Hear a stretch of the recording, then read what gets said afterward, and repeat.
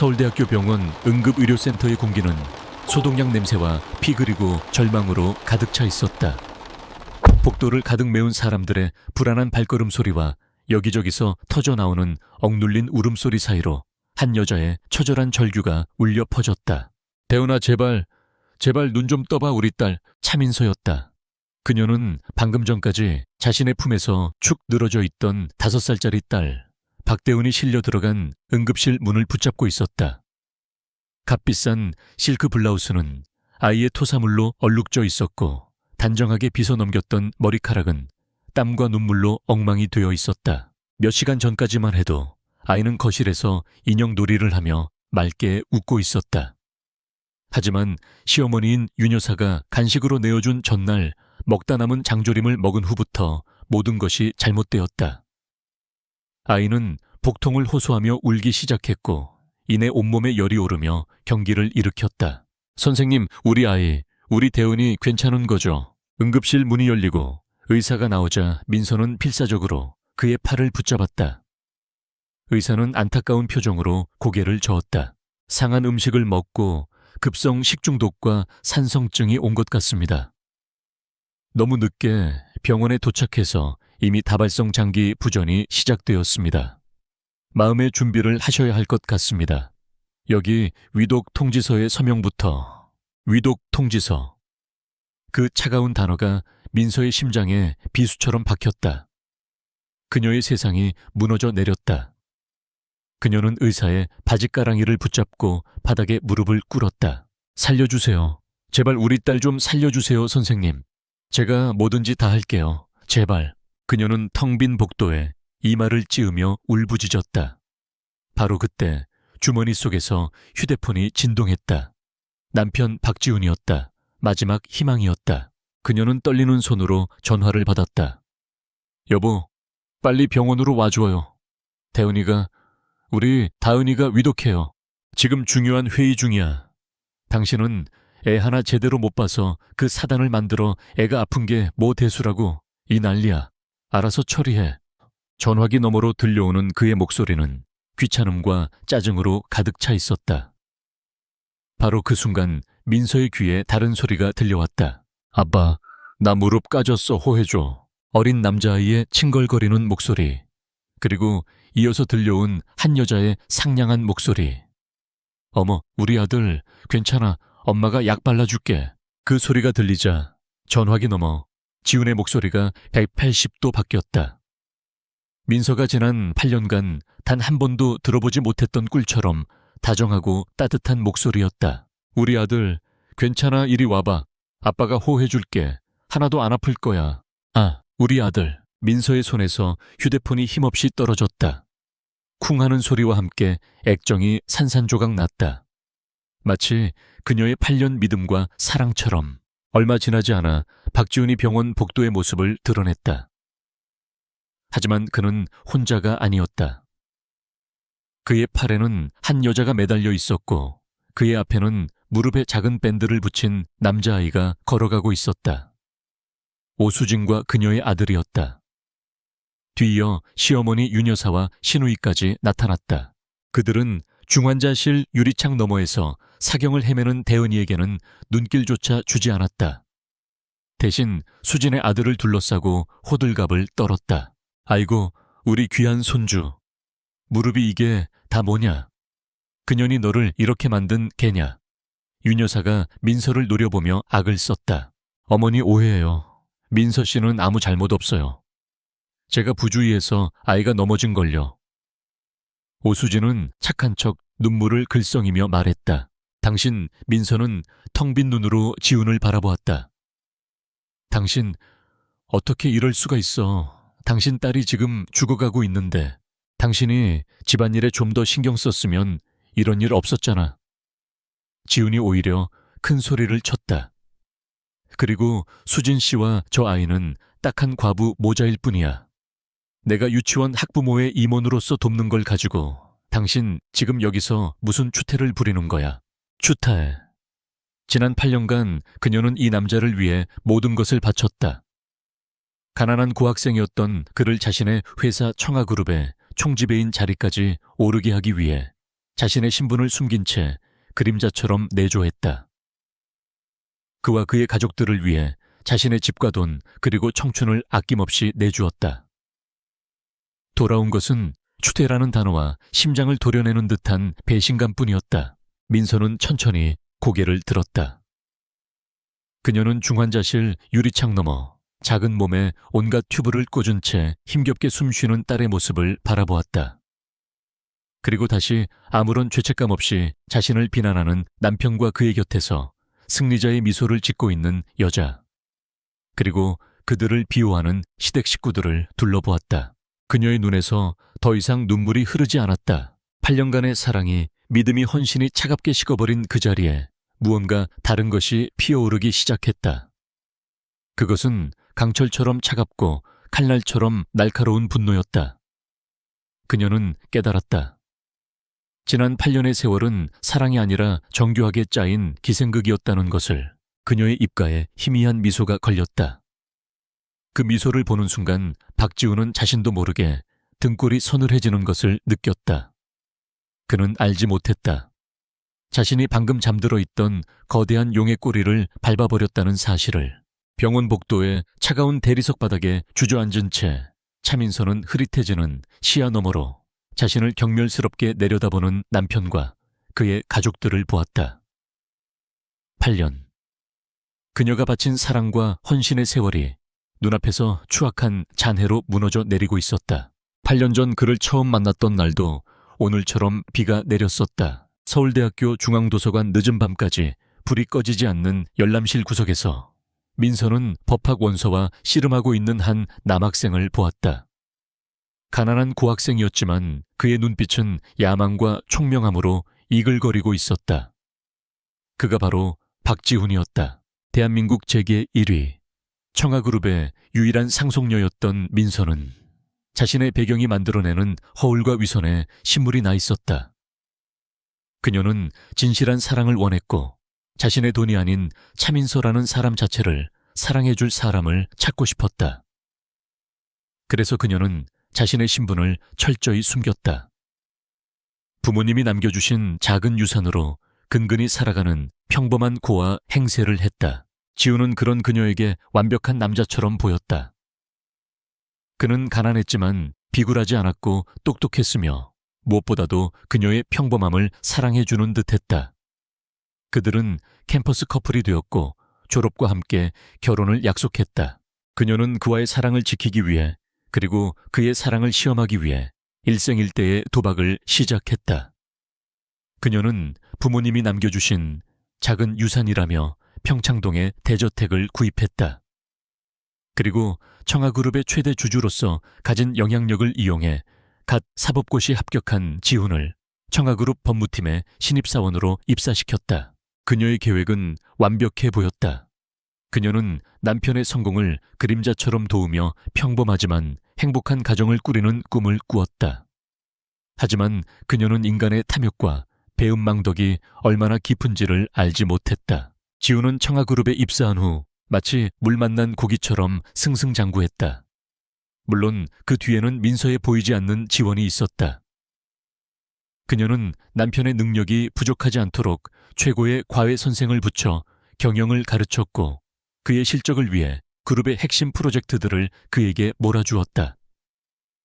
하지만 지우는 이 모든 성공이 오롯이 자신의 능력 덕분이라고 믿기 시작했다. 그의 성공과 함께 시골에 있던 그의 어머니와 여동생이 서울로 올라왔다. 그들은 며느리이자 올케인 민서를 돕는다는 명목으로 그녀의 평창동 저택에 눌러 앉았다. 그 순간부터 민서의 삶은 조용한 지옥으로 변해갔다. 시어머니 윤 여사는 근본 없는 고아라며 사사건건 그녀를 무시하고 구박했다. 그녀는 민서가 힘들게 차린 아침 식사를 맛없다며 타박했고 며느리가 비싼 돈 주고 산 집에서 마치 자신이 안주인인 양 행세했다. 민서는 이 모든 것을 남편을 사랑하기에 견뎌야 할 과정이라고 생각하며 묵묵히 참아냈다.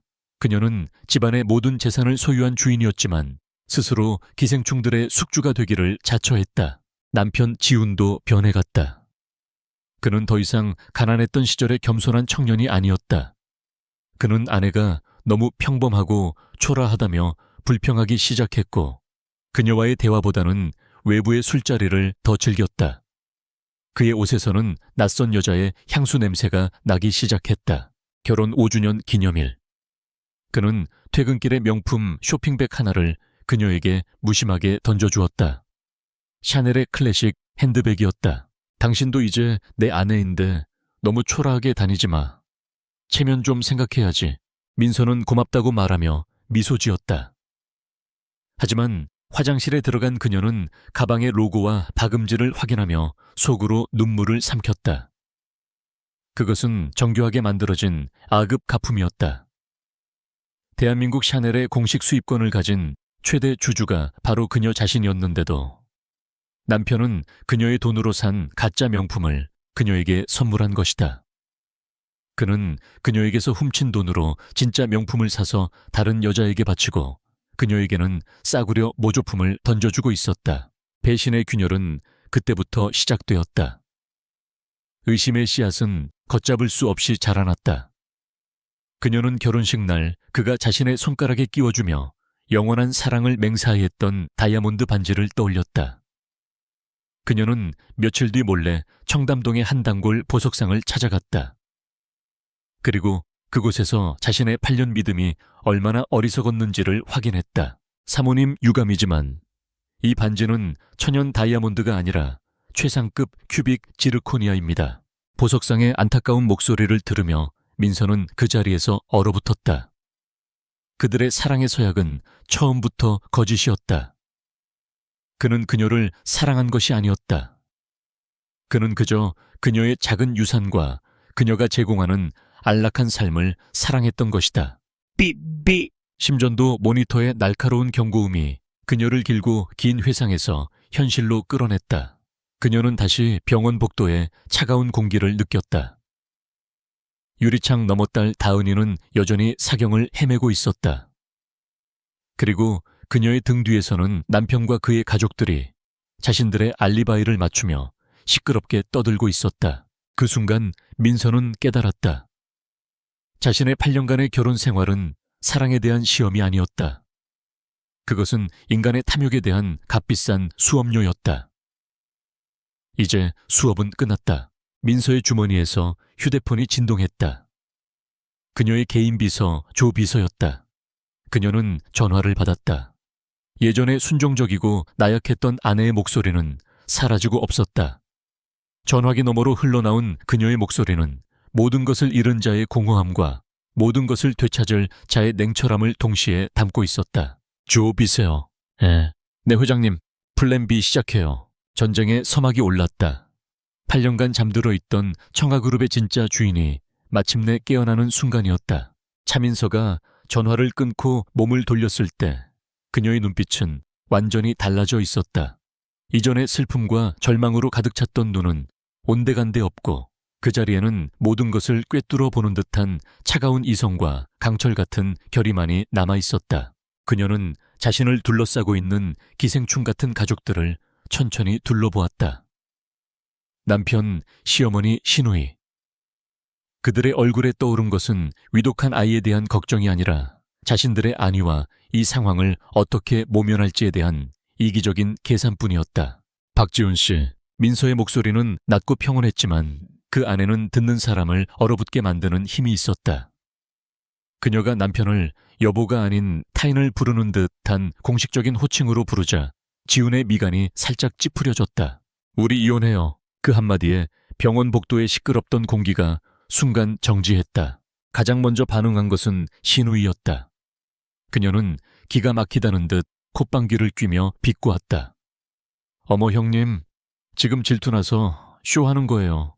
우리 오빠가 수진 언니 좀 도와줬다고 이혼까지 들먹이면서 관심을 끌고 싶으세요. 시어머니 윤 여사도 거들었다. 네가 지금 제정신이냐? 네가 우리 아들 없이 단 하루라도 살 수 있을 것 같아. 당장 그 말 취소하지 못해. 박지훈은 깊은 한숨을 내쉬었다. 그는 늘 그랬던 이 모든 상황을 아내의 유치한 질투심 탓으로 돌렸다. 그는 지갑을 꺼내려는 듯한 제스처를 취하며 관대한 남편인 척 연기했다. 알았어. 내가 다 잘못했어. 그렇게 화났어. 이번엔 진짜 샤넬백 사줄게. 됐지? 그러니까 그만 좀 해. 애 아픈데 이게 무슨 꼴이야. 그의 말은 불에 기름을 붓는 격이었다. 민서는 그의 오만함과 무지에 실소했다. 이 남자는 마지막 순간까지도 자신이 무엇을 잘못했는지 전혀 깨닫지 못하고 있었다. 필요 없어요. 민서가 단호하게 말했다. 내가 원하는 건 단 하나예요. 대은이의 양육권. 그것만 저에게 주면 위자료도 재산 분할도 한 푼도 원하지 않아요. 그냥 이 지긋지긋한 관계를 끝내고 싶을 뿐이에요. 그녀의 말에 지훈의 가족들 얼굴에 숨길 수 없는 희색이 떠올랐다. 위자료도 없이 제 발로 나가겠다고 이것은 그들에게 최고의 시나리오였다. 윤 여사와 신우이는 서로 눈짓을 교환했다. 이제 저 눈에 가시 같던 며느리만 없애면 이 저택과 아들의 부와 명예는 온전히 자신들의 것이 될 터였다. 지훈 역시 마찬가지였다. 그는 민서의 제안이 자신에게 얼마나 유리한지 빠르게 계산했다. 귀찮게 구는 아내를 손쉽게 떼어내고 이제 당당하게 오수진과 그녀의 아들을 집으로 들일 수 있게 된 것이다. 그는 자신이 상황을 완벽하게 통제하고 있다고 착각했다. 좋아. 당신이 그토록 원한다면 그렇게 해주지. 그는 마치 대단한 은혜라도 베푸는 듯한 표정으로 즉시 자신의 변호사에게 전화를 걸었다. 김 변호사 이혼 서류 좀 준비해주게. 조건은 아주 간단해. 재산 포기 양육권은 아내에게. 최대한 빨리 처리해서 병원으로 가져오게. 그의 신속하고 단호한 결정에 민서는 속으로 차갑게 웃었다. 덫은 놓아졌고 사냥감은 제 발로 덫 안으로 걸어 들어왔다. 1시간 뒤 병원의 작은 회의실, 차가운 테이블 위로 이제 막 출력되어 온기가 차에 가시지 않은 이혼 합의서가 놓였다. 박지훈과 그의 가족들은 모두 의기양양한 표정으로 소파에 앉아 있었다. 그들은 민서가 마지막 순간에 울며 매달리거나 후회하며 마음을 바꿀 것이라 기대했다. 변호사가 합의서의 내용을 간략하게 설명했다.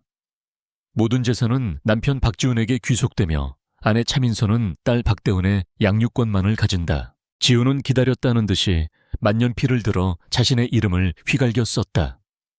그리고는 펜을 민서의 앞으로 밀었다. 자, 이제 당신 차례야. 나중에 딴소리하지 말고 모두가 보는 앞에서 확실하게 끝내자고. 회의실의 모든 시선이 민서의 손끝에 집중되었다. 그녀는 잠시 눈을 감았다. 8년간의 세월이 주마등처럼 스쳐 지나갔다. 그리고 눈을 떴을 때 그녀의 눈에는 더 이상 어떤 미련도 남아있지 않았다. 그녀는 펜을 집어들었다. 그리고 한치의 망설임도 없이 자신의 이름을 또박또박 써 내려갔다. 자, 민서. 그녀의 서명이 끝나는 순간 윤 여사와 신우이는 입을 가린 채 기쁨의 미소를 감추지 못했다. 지훈 역시 안도의 한숨을 내쉬며 이제 곧 시작될 새로운 삶에 대한 기대로 부풀어 있었다. 민서는 펜을 내려놓고 자리에서 일어났다. 그녀는 등 뒤에서 들려오는 그들의 속삭임을 들으며 회의실 문을 향해 걸어갔다. 이제 드디어 그 족쇄에 갔던 연을 떼어냈구나. 오빠 이제 우리 수진 언니랑 귀여운 조카 당당하게 집으로 들여요. 회의실 문이 닫히기 직전 민서는 잠시 걸음을 멈추고 고개를 돌려 안을 들여다보았다. 지훈은 의기양양한 표정으로 자신이 승리했다고 믿으며 서류를 흡족하게 바라보고 있었다. 민서의 입가에 서늘하고 아름다운 미소가 떠올랐다. 기생충들이 마침내 숙주와의 연결고리를 스스로 끊어버렸다. 이제 그들에게 공급되던 모든 영양분은 차단될 것이다. 그들은 자신들이 방금 서명한 것이 이혼 합의서가 아니라 자신들의 사망 선고서였다는 사실을 아직 깨닫지 못하고 있었다. 진짜 폭풍은 이제 막 시작될 참이었다. 이혼 서류에 서명이 마르기도 전에 차민서의 방역은 이미 시작되고 있었다. 그녀는 딸 다은이가 잠든 중환자실 보호자 침대에 앉아 자신의 개인 비서인 조 비서에게 전화를 걸었다. 지난 8년간 조 비서는 그녀를 대신해 청가그룹의 모든 것을 관리해온 유일한 신복이었다. 조 비서, 그동안 수고 많았어요. 아닙니다, 회장님. 따님은 괜찮으십니까? 이제 괜찮아질 거예요. 그러니 우리도 이제 제자리로 돌아가야죠. 민서의 목소리는 차분했지만 그 안에는 얼음 같은 냉기가 서려 있었다. 지금 즉시 2단계 계획을 실행하세요. 박지훈 총괄이사와 그 가족에게 지급되던 모든 것을 정지시키세요. 법인카드 차량 지원, 사택관리비 전부 다요. 단 하나의 예외도 없이. 알겠습니다, 회장님. 그녀가 전화를 끊는 순간 강남의 한 최고급 한정식 레스토랑 룸 안에서는 축배가 오가고 있었다.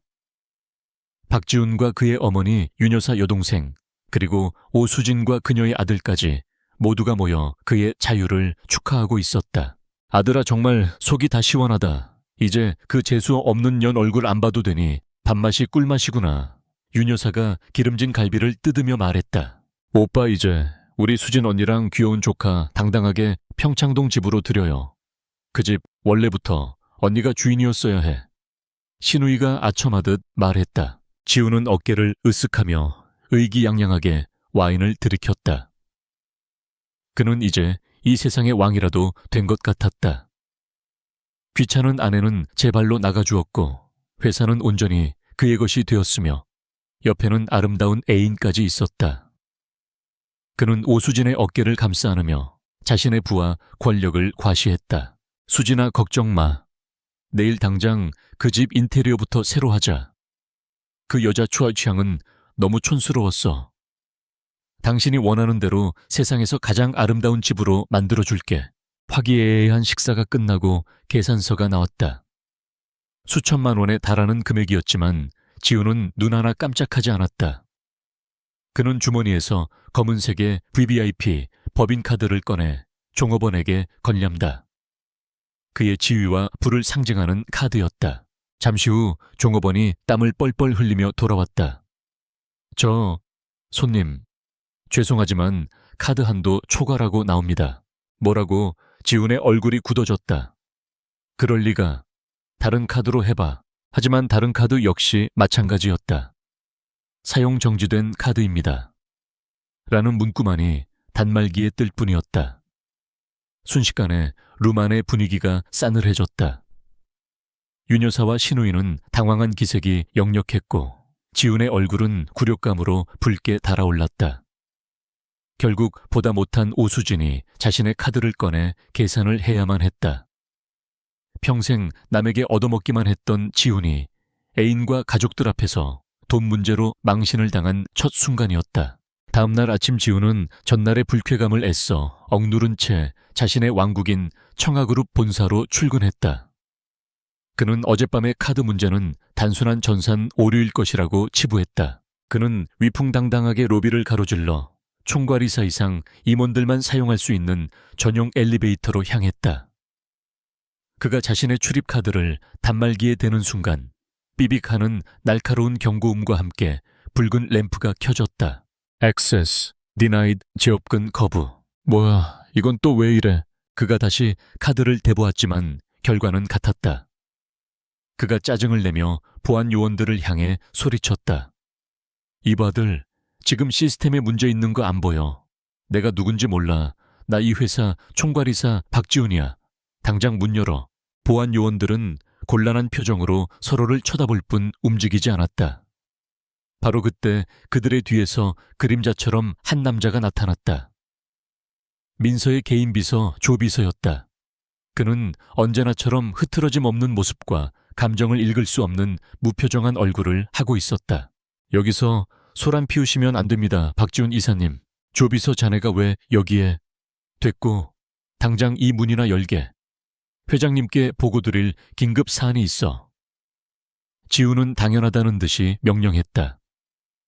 그는 조비서를 그저 자신의 아내가 부리는 일개비서 정도로만 여겨왔다. 하지만 조비서는 그의 말을 묵살했다. 그는 차가운 목소리로 통보했다. 박지훈 총괄이사님, 오늘부로 이사님의 그룹 내 모든 직위가 잠정 정지되었음을 공식적으로 알려드립니다. 회장님의 직접 지시입니다.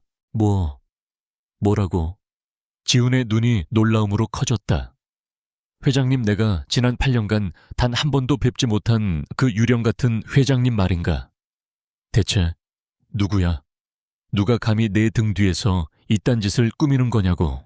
그는 이 모든 것이 자신을 시기하는 다른 이사들의 쿠데타라고 생각했다. 그는 조 비서의 멱살이라도 잡을 듯이 달려들려 했다. 하지만 조 비서는 눈 하나 깜짝하지 않고 그의 뒤에 있는 보안 요원들을 향해 고갯짓했다. 건장한 요원 2명이 그의 양팔을 붙잡았다. 이거 놔, 이거 놓으라고 지우는 발악했지만 소용없었다. 조 비서는 그에게 마지막으로 차갑게 말했다. 모든 문의는 변호사를 통해 해주시기 바랍니다. 조 비서는 그대로 몸을 돌려 전용 엘리베이터를 타고 유유히 사라졌다. 지우는 로비 한가운데서 씩씩거리며 휴대폰을 꺼내 들었다. 그는 자신이 돈과 향응으로 구워 삶아놓았던 이사들에게 미친 듯이 전화를 걸기 시작했다. 하지만 수화기 너머로 들려오는 것은 차가운 통화 거절음 혹은 아예 전원이 꺼져 있다는 기계 음뿐이었다. 그는 그 순간 깨달았다. 자신이 완전히 고립되었다는 것을. 그가 자신의 왕국이라고 믿었던 이 거대한 성에서 그는 하루아침에 쫓겨난 광대가 되어버렸다. 그의 등 뒤에서 직원들이 수근거리는 소리가 비수처럼 날아와 박혔다. 카메라가 천천히 줌아웃되며 거대하고 화려한 로비 한가운데에 홀로 서서 망연자실한 표정으로 휴대폰을 붙잡고 있는 박지훈의 모습을 비춘다. 그는 아직 알지 못했다. 이 모든 것을 계획하고 실행한 사람이 그가 어젯밤 내쫓았던 세상에서 가장 약하고 만만하다고 생각했던 바로 그의 아내 차민서라는 사실을. 박지훈의 세상은 혼돈 그 자체였다. 그는 자신이 8년간 공들여 쌓아 올린 왕국에서 하루아침에 쫓겨난 왕이었다. 하지만 그는 여전히 이 모든 것이 자신을 되찾으려는 차민서의 유치한 밀당일 것이라고 애써 스스로를 위안했다. 그녀는 곧 지쳐서 자신에게 돌아와 용서를 빌 것이라고. 그의 착각에 불을 지핀 것은 오수진이었다. 그녀는 지훈의 재정 상황이 바닥났다는 사실을 꿈에도 모른 채 그의 품에 안겨 애교를 부렸다. 자기야, 이제 그 지긋지긋한 여자도 쫓아냈으니 우리 새로운 출발을 축하해야지. 나 천가백화점 VIP 라운지에 신상백 들어왔다고 연락 왔는데 쇼핑하러 가자. 이제 내가 이 집의 진짜 안주인이라는 걸 모두에게 보여줘야지. 지우는 등에서 식은땀이 흘렀지만 애인 앞에서 자존심을 구길 수는 없었다. 그는 허세를 부리며 그녀의 제안에 응했다. 그래, 카드 문제는 곧 해결될 거야. 민서가 언제까지 버틸 수 있겠어. 청아백화점 명동 본점. 그곳은 차민서의 제국 그 자체였다. 백화점 최상층 외부인은 접근할 수 없는 VVIP 라운지에서 민서는 조비서와 함께 우아하게 차를 마시며 CCTV 모니터를 보고 있었다. 화면 속에는 의기양양하게 1층 명품관으로 들어서는 박지훈과 오수진의 모습이 실시간으로 비치고 있었다. 대여초로 들어왔군요, 회장님. 조 비서가 말했다. 이제 쇼를 시작해볼까요? 민서의 입가에 차가운 미소가 걸렸다. 오수진은 마치 세상의 주인이 된 것처럼 행동했다. 그녀는 자신의 친구들까지 불러 모아 매장을 휘저으며 가장 비싼 옷과 보석들을 골랐다. 그녀의 목소리는 과시욕으로 가득 차 있었다. 이거 그리고 저기 저 다이아 목걸이까지 전부 포장해줘요. 우리 자기 돈 많잖아, 그렇죠? 그녀는 지훈의 팔에 매달리며 교태를 부렸다. 지훈은 속이 타들어갔지만 억지로 미소를 지었다. 바로 그때 수진의 눈에 익숙한 인물이 들어왔다. 매장 한쪽에서 재고를 정리하고 있는 직원. 차민서였다. 물론 그것은 민서가 의도한 연출이었다. 수진의 얼굴에 악의적인 미소가 떠올랐다. 이보다 더 좋은 복수의 기회는 없었다. 그녀는 일부러 민서의 앞으로 다가가 거만한 목소리로 명령했다. 어머, 전 부인 아니세요. 여기서 이런 허드렛 씨를 다 하고. 꼴이 말이 아니네. 잘 됐네. 거기 당신 이리 와서 내 구두 좀 신겨봐. 무릎 꿇고 정성껏. 그녀의 친구들이 킥킥거리며 웃었다. 모든 사람들의 시선이 집중되었다. 모두가 민서가 굴욕감에 울음을 터뜨리거나 화를 내며 뛰쳐나갈 것이라고 예상했다. 하지만 민서는 놀라울 정도로 침착했다. 그녀는 아무 말 없이 수진의 앞에 무릎을 꿇었다. 그리고는 부드러운 손길로 마치 귀한 보물을 다루듯 수진의 발에 최고급 수제화를 신겼다. 손님 발이 참 굿이네요. 이 구두보다는 저희 매장에 단 한 점밖에 없는 한정판 스페셜 에디션이 더 잘 어울리실 것 같습니다. 제가 직접 가져다 드릴까요? 민서의 예상 밖의 태도에 오히려 당황한 것은 수진이었다. 하지만 이내 자만심에 빠져 그녀는 민서의 제안을 받아들였다. 민서는 계속해서 더 비싸고 화려한 상품들을 그녀에게 추천했다. 수진은 민서를 짓밟는 쾌감에 취해 생각 없이 모든 것을 사겠다고 했다. 마침내 계산대 앞 산처럼 쌓인 쇼핑백들을 보며 점원이 조심스럽게 총액을 알렸다. 손님 총 합계는 8억 8천만 원입니다. 금액을 듣는 순간 지훈의 얼굴이 하얗게 질렸다. 수진 역시 잠시 당황했지만 이내 지훈의 팔을 흔들며 애교를 부렸다. 자기야, 결제해줘. 지훈은 떨리는 손으로 자신의 개인 카드를 내밀었다. 어젯밤과 같은 결과였다. 한도 초과. 그는 다른 카드를 내밀었다. 사용 정지. 주변에서 수근거리는 소리가 점점 커졌다. 수진의 친구들은 경멸과 동정이 섞인 눈으로 그들을 바라보고 있었다. 박지훈 씨 맞죠?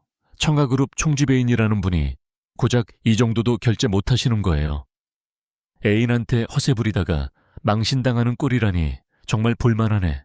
굴욕감에 얼굴이 새빨개진 지훈이 버럭 소리를 질렀다. 시끄러워. 이건 내 전 아내가 꾸민 짓이야.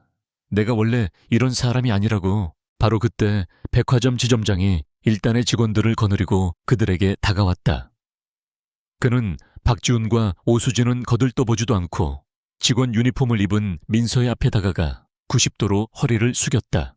회장님, 그 한마디에 매장 안의 모든 소음이 멎었다. 지시하신 대로 모든 준비가 되었습니다. 지점장은 정중하게 말한 뒤 몸을 돌려 굳어버린 지훈과 수진을 향해 차갑게 말했다. 박지훈 전 총괄이사님, 그리고 오수진 씨. 두 분은 저희 회장님과의 모든 관계가 공식적으로 종료되었습니다. 따라서 저희 청아백화점의 출입을 금지합니다. 지금 당장 저희 직원들의 안내에 따라 퇴장해 주시기 바랍니다. 회장님, 그 단어가 지훈의 뇌리를 망치처럼 강타했다. 자신을 해고시킨 미스터리한 회장. 자신의 모든 돈줄을 막아버린 보이지 않는 손. 그리고 지금 자신의 눈앞에서 백화점 지점장의 깍듯한 인사를 받고 있는 8년간 자신이 무시하고 경멸했던 아내 차민서. 모든 퍼즐 조각이 맞춰졌다. 지훈은 천천히 고개를 들어 민서를 바라보았다. 그녀는 더 이상 초라한 전 부인이 아니었다. 수많은 임원들의 호의를 받으며 그녀는 자신이 평생 닿을 수 없는 높은 곳에서 차가운 눈으로 그를 내려다보고 있었다. 그녀는 처음부터 이 제국의 주인이었다. 그는 깨달았다. 자신이 지난 8년간 한 짓이 호랑이의 굴에 들어가 잠자는 호랑이의 수염을 뽑는 어리석은 여우의 짓거리였다는 것을. 지훈의 얼굴에서 모든 핏기가 사라졌다. 그의 눈에 떠오른 것은 영혼까지 부서져 내리는 듯한 완전한 절망과 공포였다. 청가백화점에서의 굴욕적인 사건 이후 박지훈은 이성을 잃기 시작했다. 그는 차민서가 가진 진짜 힘을 인정하고 싶지 않았다.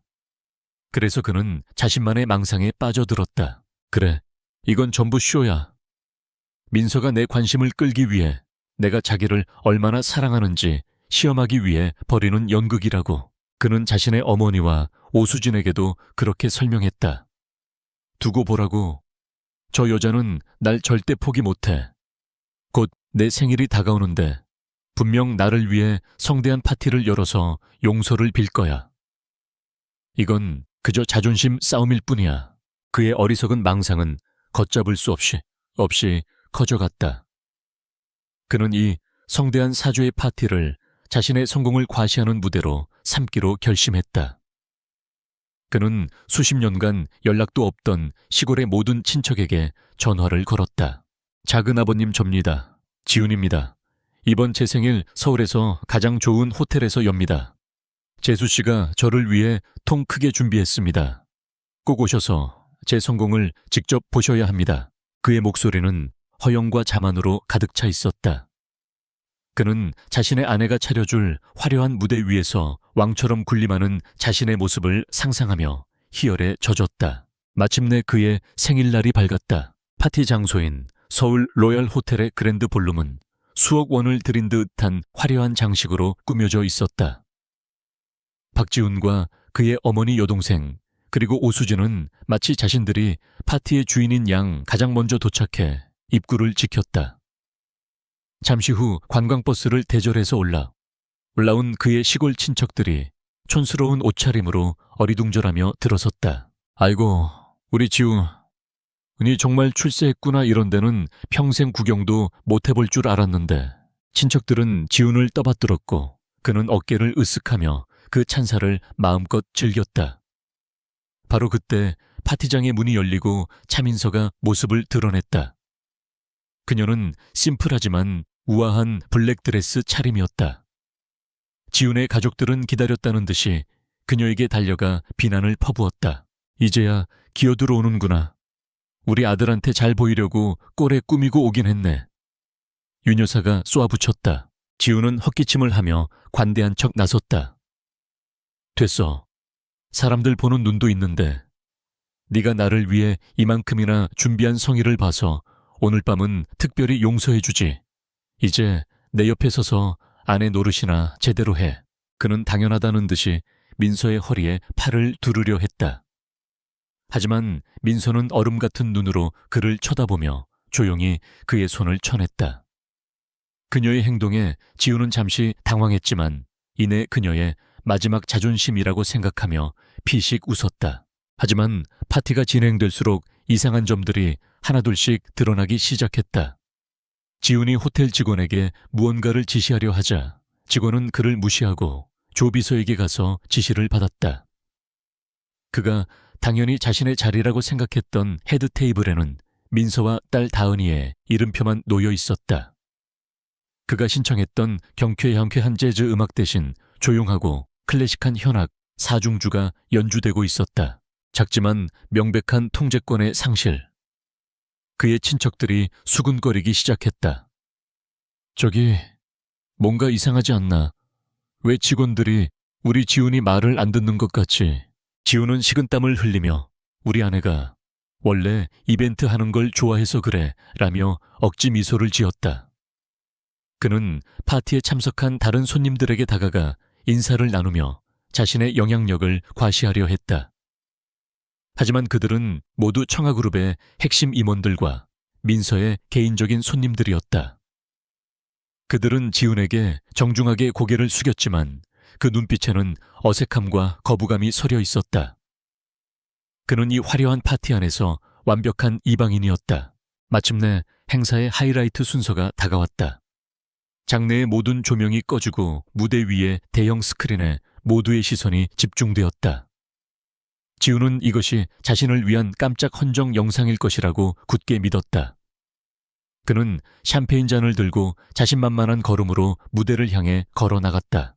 그가 무대 중앙에 스포트라이트 아래에 서서 목을 가다듬고 입을 열었다. 여러분, 오늘 제 생일을 축하해 주시기 위해 이렇게 와주신 바로 그 순간이었다. 닥! 그를 비추던 스포트라이트가 예고 없이 꺼져버렸다. 그의 마이크도 먹통이 되었다. 어둠 속에서 당황한 그의 실루엣만이 우스꽝스럽게 서 있었다. 잠시 후 무대 반대편에 새로운 스포트라이트가 켜졌다. 그곳에는 마이크를 든 채 완벽하게 평온한 얼굴로 서 있는 차민서가 있었다. 그리고 그녀의 등 뒤 대형 스크린에는 지훈의 사진 대신 병원복을 입고 있지만 밝게 웃고 있는 딸 다은이의 사랑스러운 사진이 나타났다. 사진 위로는 우아한 필기체의 문구가 떠올랐다. 박대훈 양의 쾌유를 축하하는 밤에 오신 것을 환영합니다. A night to celebrate the recovery of Miss Park Dawn. 지훈은 어둠 속에서 홀로 굳어버렸다. 모든 조명과 모든 사람들의 시선이 이제 자신을 지나쳐 자신의 전 아내에게로 향하고 있었다. 장내를 가득 채운 것은 그의 생일을 축하하는 박수 소리가 아니라 그의 어리석음을 비웃는 듯한 차가운 침묵이었다. 그가 그토록 기대했던 화려한 무대는 실은 그를 위한 단두대였다. 그리고 그 단두대의 칼날을 차민서가 이제 막 들어 올리고 있었다. 무대 위에 모든 빛이 차민서에게로 쏟아졌다. 그녀는 어둠 속에 고립된 박지훈의 실루엣을 잠시 응시하더니 이내 차갑고 맑은 목소리로 마이크를 열었다. 오늘 밤 이 자리에 와주신 모든 분들께 진심으로 감사드립니다. 그녀의 목소리는 그랜드 볼룸 전체를 부드럽게 감쌌다. 장내는 숨막히는 정적에 휩싸였다. 박지훈의 시골 친척들은 어리둥절한 표정으로 무대 위에 두 사람을 번갈아 쳐다볼 뿐이었다. 여러분들 중 일부는 오늘 이 파티가 박지훈 전 총괄이사의 생일 파티라고 알고 오셨을 겁니다. 하지만 보시다시피 오늘 밤의 주인공은 제 사랑하는 딸 박대훈입니다. 며칠 전 죽음의 문턱에서 기적처럼 돌아온 우리 딸의 건강한 새 출발을 축하하기 위한 자리입니다. 그녀의 말이 끝나자 무대 뒤편에서 작은 문이 열리고 예쁜 공주님 드레스를 입은 다은이가 간호사의 손을 잡고 수줍게 걸어 나왔다. 아이는 아직 조금 창백했지만 건강을 되찾은 모습이었다. 장내에서는 안도의 한숨과 함께 조심스러운 박수가 터져 나왔다. 어둠 속에 서 있던 지우는 온몸의 피가 역류하는 것 같았다. 생일 파티, 자신의 성공을 과시하기 위한 무대, 그 모든 것이 한순간에 신기루처럼 사라지고 자신은 딸의 쾌유 축하 파티에 초대받지 못한 우스꽝스러운 불청객으로 전락해버렸다. 민서는 대은이를 따뜻하게 안아준 뒤 다시 마이크 앞에 섰다.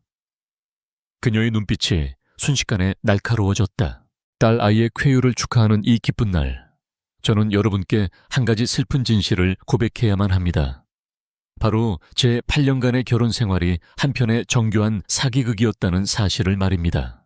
웅성거림이 파도처럼 번져나갔다. 지우는 어둠 속에서 소리쳤다. 차민서, 너 지금 무슨 짓이야? 당장 그만두지 못해. 하지만 그의 목소리는 현악 사중주의 웅장한 연주 소리에 묻혀버렸다. 민서는 그의 발악을 무시한 채 손가락으로 스크린을 가리켰다. 지금부터 여러분께서는 한 남자가 아내의 헌신과 신뢰를 어떻게 배신하고 회사의 자금을 어떻게 자신의 개인적인 욕망을 위해 사용했는지에 대한 증거를 보시게 될 겁니다. 스크린이 바뀌었다.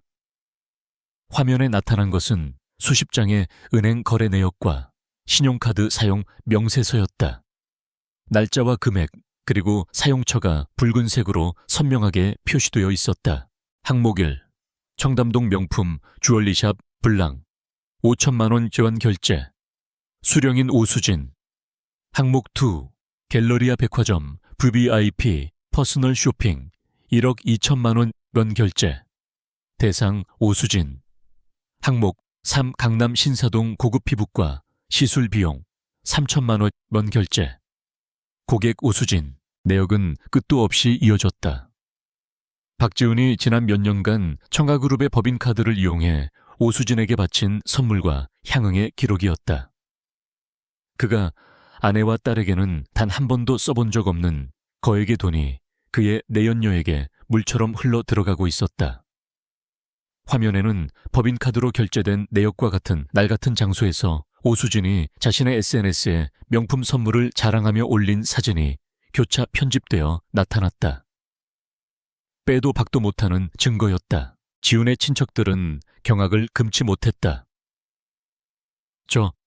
저게 다 뭐여? 지훈이가 저 계집한테 저렇게 돈을 썼단 말여.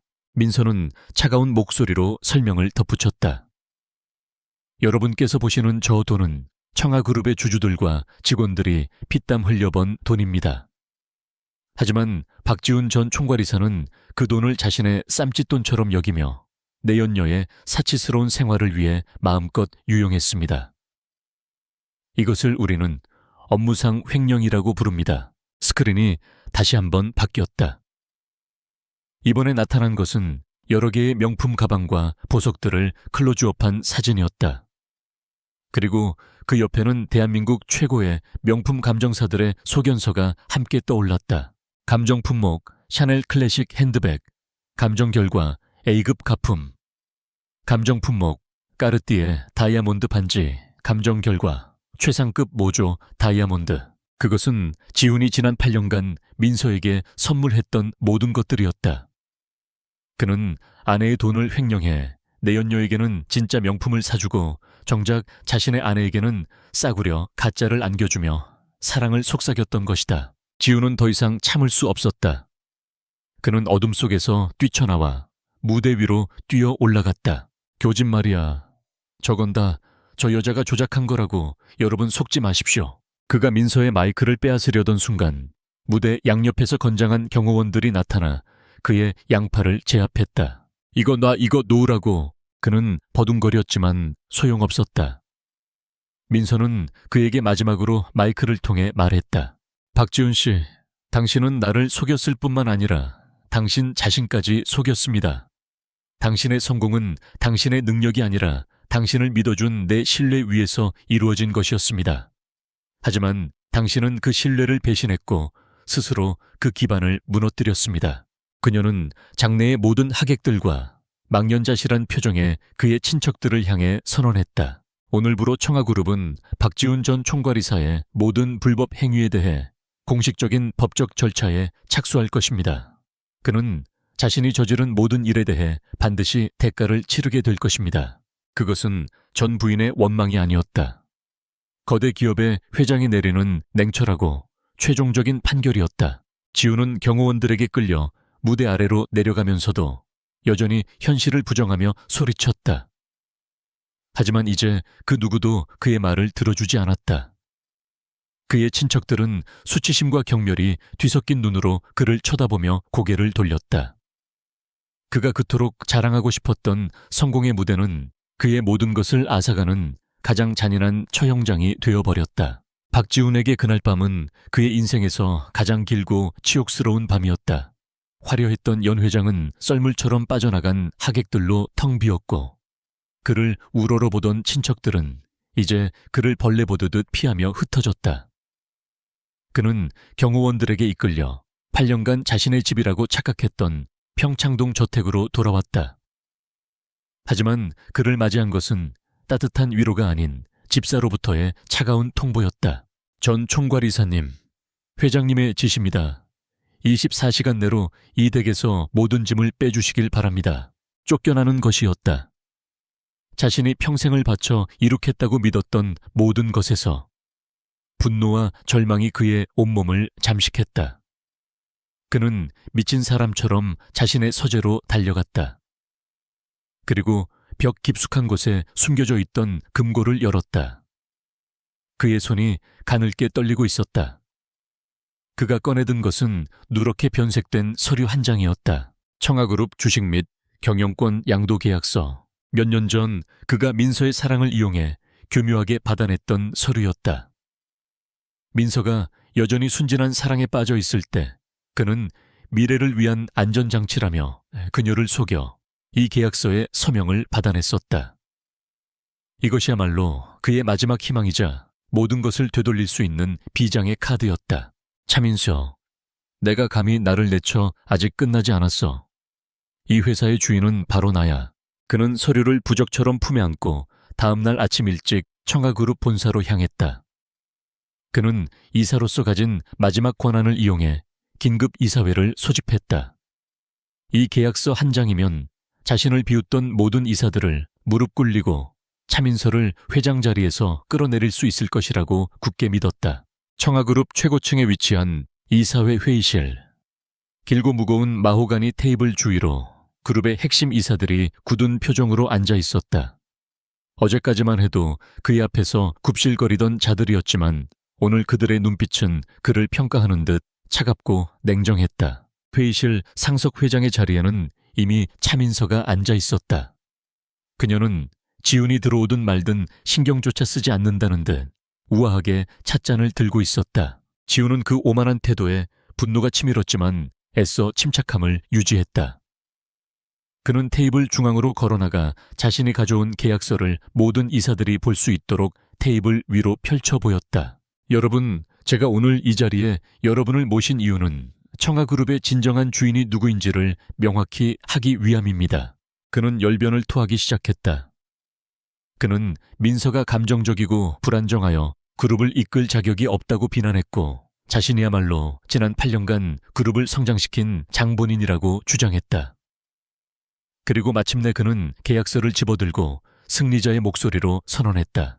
이 계약서에 명시된 바와 같이 차민서 씨는 그룹의 모든 의결권과 소유권을 저 박지훈에게 양도하기로 합의했습니다. 따라서 오늘 이 시간부로 청하그룹의 법적 소유주와 차기 회장은 바로 나 박지훈님을 공식적으로 선언합니다. 그의 목소리가 회의실을 울렸다. 몇몇 이사들의 얼굴에 당황한 기색이 스쳐 지나갔다. 지훈은 의기양양한 표정으로 민서를 쳐다보았다. 이제 그녀가 무릎 꿇고 용서를 빌 차례라고 생각했다. 하지만 민서는 표정 하나 변하지 않았다. 그녀는 지루하다는 듯이 하품을 한 번 하더니 곁에 있던 조비서에게 조용히 고갯짓했다. 조비서가 자리에서 일어나 지훈이 내민 계약서를 받아들었다. 그는 서류를 한번 훑어보더니 감정 없는 목소리로 입을 열었다. 이사님들께 법률적인 사실관계를 설명해 드리겠습니다. 그는 회의실의 대형 스크린에 무언가를 띄웠다. 그것은 청하그룹의 공식 법인인감의 이미지였다. 박지훈 전 이사님께서 가지고 계신 이 서류는 분명 차민서 회장님의 개인 서명이 날인되어 있습니다. 하지만 이 정도 규모의 주식 및 경영권 양도가 법적 효력을 갖기 위해서는 개인의 서명만으로는 부족합니다. 최대 주주로서의 법적 권한을 증명하는 청가그룹 창업주로부터 이어져 내려온 바로 이 법인인감의 날인이 반드시 필요합니다. 조비서는 지훈을 향해 고개를 돌렸다. 그의 눈에는 희미한 조롱의 빛이 담겨 있었다. 박지훈 씨께서 가지고 계신 서류는 차민서 회장님의 개인 서명만 있을 뿐 이 법인인감이 날인되지 않았습니다. 차민서 회장님께서는 지난 8년간 단 한 번도 이 인감을 외부에 노출시킨 적이 없습니다. 따라서 이 계약서는 법적으로 아무런 효력이 없는 휴지 조각에 불과합니다. 하유지 조각, 그 단어가 지훈의 귓가에 망치처럼 울렸다. 그의 얼굴에서 모든 핏기가 사라졌다. 그는 자신의 손에 들린 계약서와 스크린에 떠있는 선명한 인감의 이미지를 번갈아 보았다. 그제야 그는 깨달았다. 그녀는 처음부터 모든 것을 알고 있었다. 언젠가 그가 이 계약서를 들고 자신을 배신할 것이라는 것까지도. 그녀는 그가 스스로 파멸의 구렁텅이로 걸어 들어올 때까지 8년이라는 긴 시간 동안 조용히 기다려왔던 것이다. 회의실의 분위기는 순식간에 바뀌었다. 지훈의 편에 서서 눈치를 보던 한 이사가 가장 먼저 자리에서 일어나 민서를 향해 90도로 허리를 숙였다. 회장님, 박지훈 전 이사의 업무상 횡령 및 배임 혐의에 대한 긴급 해임 및 형사고발 안건을 정식으로 발의합니다. 동의합니다. 동의합니다. 만장일치였다. 지훈은 다리에 힘이 풀려 그 자리에 주저앉았다. 그의 마지막 발악은 거대한 체스판 위에서 여왕의 움직임을 읽지 못한 어리석은 폰의 몸부림에 불과했다. 회의실 문이 열리고 보안 요원들이 안으로 들어왔다. 그들은 더 이상 그에게 이사님이라고 부르지 않았다. 그들은 차가운 눈으로 이제는 일개의 범죄자에 불과한 박지훈에게 다가왔다. 보안 요원들에게 양팔이 붙잡혀 끌려나가면서 그의 눈은 마지막으로 민서에게 향했다. 그녀의 눈에는 동정심도 승리감도 없었다. 오직 차갑고 텅 빈 무관심만이 존재했다. 마치 길가의 돌멩이를 보는 듯한 눈빛, 그것이 그가 그녀에게서 본 마지막 모습이었다. 그의 화려했던 기업인으로서의 삶이 공식적으로 끝장나는 순간이었다. 박지훈의 몰락은 그가 상상했던 것보다 훨씬 더 빠르고 비참했다. 이사회에서 범죄자처럼 끌려 나온 그는 곧바로 검찰에 긴급 체포되어 조사를 받았다. 청하그룹 법무팀이 제출한 횡령 및 배임에 대한 증거는 너무나도 명백하고 방대했다. 그는 구속을 면하는 조건으로 차민서와 딸에게 접근하지 않겠다는 서약서를 쓰고 나서야 간신히 풀려날 수 있었다. 그가 풀려나 가장 먼저 향한 곳은 평창동 저택이었다. 하지만 거대한 철문은 굳게 닫혀 있었고 그의 지문과 비밀번호는 이미 시스템에서 삭제된 후였다. 그의 짐은 이미 초라한 박스 몇 개에 담겨 문 밖에 나와 있었다. 그는 이제 이 집의 주인이 아니었다. 회사도 집도 명예도 모두 잃었다. 하지만 그에게는 아직 마지막 보루가 남아있다고 믿었다. 바로 오수진의 사랑이었다. 그는 비에 젖은 채 마지막 남은 돈을 털어 택시를 타고 수진의 강남 오피스텔로 향했다. 그는 그녀가 자신을 위로해주고 이 역경을 함께 이겨내줄 것이라고 굳게 믿었다.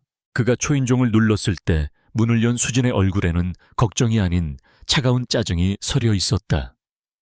집 안은 어수선했고 거실에는 명품 가방과 옷들로 가득 찬 여행 가방 여러 개가 놓여 있었다. 그녀는 그를 떠날 준비를 하고 있었다. 수진아, 지훈이 처량한 목소리로 그녀의 이름을 불렀다. 끼꼬리 왜 이래 비 다 맞았잖아. 들어오지 말고 거기 서 있어. 바닥 더러워지니까. 수진이 냉정하게 말했다. 수진아, 나 좀 도와줘. 민서가, 그 여자가 내 모든 걸 빼앗아갔어. 하지만 우리에겐 아직 서로가 있잖아. 당신과 준우만 있으면 난 다시 일어설 수 있어. 그는 애원하듯 그녀의 손을 잡으려 했다. 수진은 경멸스럽다는 듯 그의 손을 뿌리쳤다. 그녀의 입에서 얼음처럼 차가운 비웃음이 흘러나왔다. 우리 박지훈 씨, 아직도 정신 못 차렸구나. 난 빈털털이랑은 우리가 될 생각 없는데. 지훈은 그 말의 의미를 이해할 수 없었다. 무슨 소리야 그게. 당신 나 사랑하잖아. 우리 준우도 있는데. 사랑아들. 수진은 배를 잡고 웃었다. 그 웃음소리는 지훈의 귀에 비수처럼 꽂혔다. 그녀는 웃음을 멈추고 지갑에서 낡은 사진 한 장을 꺼내 그의 얼굴에 던졌다. 사진 속에는 젊은 시절의 수진이 웬 낯선 남자와 함께 갓난아기인 준우를 안고 행복하게 웃고 있었다. 우리 준우 아빠는 따로 있어. 3년 전에 암으로 죽었지만 나한테 꽤 많은 유산을 남겨줬지. 그녀의 목소리는 잔인할 정도로 명랑했다. 근데 그 돈만으로는 부족했어. 우리 준우 대한민국 상위 1%로 키우고 싶었거든. 그래서 당신이 필요했던 거야. 박지훈 씨. 돈 많고 능력 있고 아내에게 사랑 못 받아 외로워하는. 이용해 먹기 딱 좋은 멍청한 부자. 당신은 그냥 우리 준우에게 비싼 장난감 사주고 좋은 아빠 이름표를 붙여줄 호구 그 이상도 이하도 아니었어. 세상이 빙글빙글 돌았다. 지훈은 비틀거리며 뒷걸음질 쳤다. 그가 딸 다은이를 버리면서까지 지키려 했던 사랑. 민서를 배신하는 명분이 되어주었던 그의 가족. 그 모든 것이 거짓이었다. 연극이었다. 그는 이 여자의 정교한 무대 위에서 지난 몇 년간 돈 잘 쓰는 광대 노릇을 해왔을 뿐이었다. 어떻게 나한테 이럴 수가 있어. 왜 억울해. 차민서 같은 대어를 낚았던 솜씨는 인정할게. 그 여자 덕분에 나도 몇 년간 편하게 살았으니까. 하지만 이제 약발 다 떨어졌네, 박지훈 씨. 수진은 마지막 여행 가방에 지퍼를 올리고 그를 경멸의 눈으로 쳐다보며 말했다. 이제 당신 볼 일은 끝났어.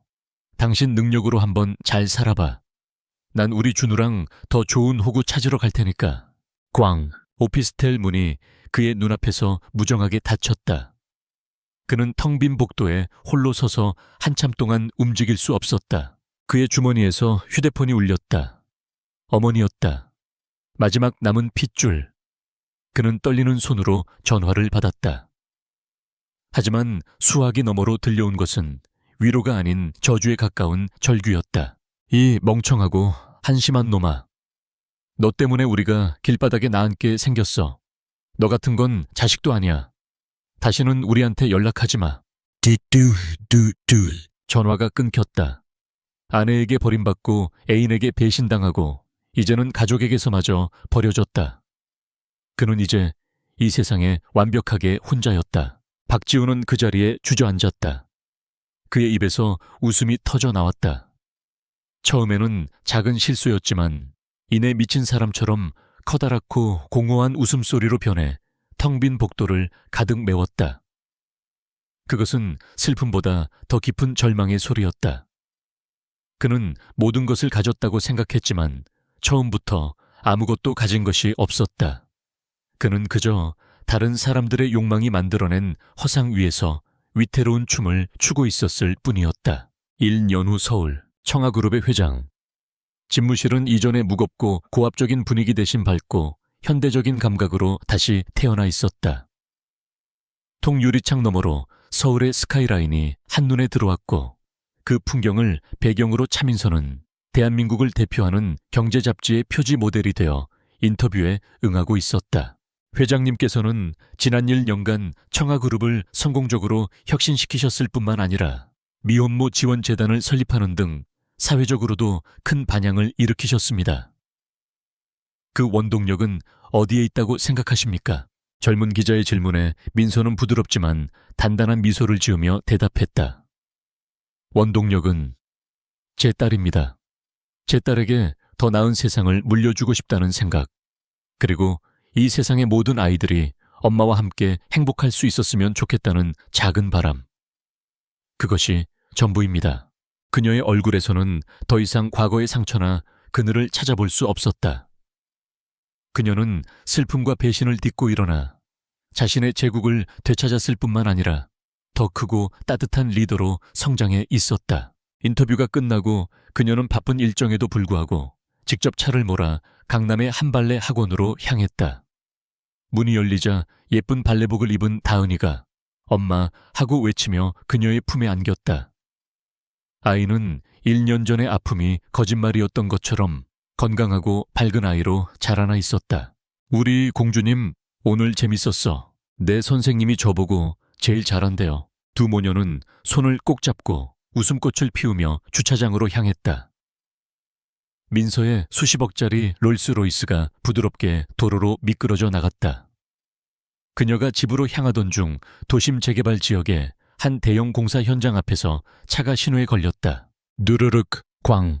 요란한 소음과 함께 인부들이 땀 흘리며 자재를 나르고 있었다. 민서는 무심코 창밖을 내다보았다. 그리고 그 순간 그녀의 시선이 한 남자에게 멈췄다. 안전모 아래로 드러난 얼굴은 햇볕에 검게 그을리고 피곤과 절망에 깊게 주름져 있었다.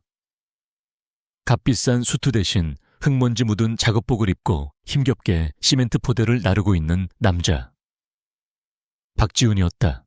그는 1년 사이에 폭삭 늙어 예전에 오만했던 총수의 모습은 흔적조차 찾아볼 수 없었다.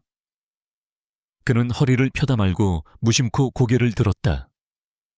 그리고 그의 텅 빈 눈동자가 옆에 멈춰선 롤스로이스의 검은 유리창과 마주쳤다. 그 순간 그는 유리창 너머에 앉아있는 여자가 누구인지 본능적으로 직감했다. 지훈의 손에서 시멘트 포대가 쿵 소리를 내며 바닥으로 떨어졌다. 그의 얼굴이 경악과 형언할 수 없는 비참함으로 일그러졌다. 한때 자신의 아내였던 여자, 자신이 발밑에 두고 마음껏 짓밟았던 여자. 그녀는 이제 자신이 감히 쳐다볼 수도 없는 하늘 위의 별이 되어 있었고 자신은 땅바닥의 먼지보다도 못한 존재로 추락해 있었다. 자신이 버린 것이 단순히 부와 명예가 아니라 구원받을 수 있었던 마지막 기회였다는 것을 그는 이제야 뼈저리게 깨달았다. 하지만 민서의 눈빛은 흔들리지 않았다. 그녀는 그를 알아보았지만 그녀의 마음에는 어떤 파문도 일지 않았다. 증오도 연민도 그 어떤 감정도 남아있지 않았다. 그는 이제 그녀의 삶에 아무런 의미도 없는 낯선 풍경의 일부일 뿐이었다. 가요기사님, 그녀의 나지막한 목소리에 차는 미끄러지듯 앞으로 나아갔다. 그녀는 더 이상 뒤를 돌아보지 않았다. 그날 밤 평창동 저택의 넓은 테라스, 민서는 잠옷을 입은 대은이를 무릎에 앉히고 서울의 반짝이는 야경을 함께 내려다보고 있었다. 저택은 이제 그녀와 딸의 취향에 맞게 따뜻하고 아늑한 공간으로 다시 꾸며져 있었다. 엄마, 다은이가 작은 목소리로 물었다. 이제 우리 계속 행복할 거지? 아이의 순수한 질문에 민서는 딸을 품에 꼭 껴안았다. 그녀의 눈에는 지난 세월의 모든 아픔을 이겨낸 자의 평온함과 미래에 대한 확신이 담겨 있었다. 그녀는 딸의 이마에 부드럽게 입을 맞추며 세상에서 가장 다정한 목소리로 약속했다. 그럼 우리 대훈이, 이제부터는 엄마가 전부 지켜줄게. 아주 많이, 아주 많이 행복할 거야. 그녀의 등 뒤로 도시의 불빛이 별처럼 쏟아져 내리고 있었다. 길고 어두웠던 터널은 끝났다. 그녀와 딸의 앞에는 이제 찬란한 아침 햇살만이 가득한 새로운 세상이 펼쳐져 있었다. 그것은 그녀가 스스로의 힘으로 되찾은 온전한 그녀만의 왕국이었다.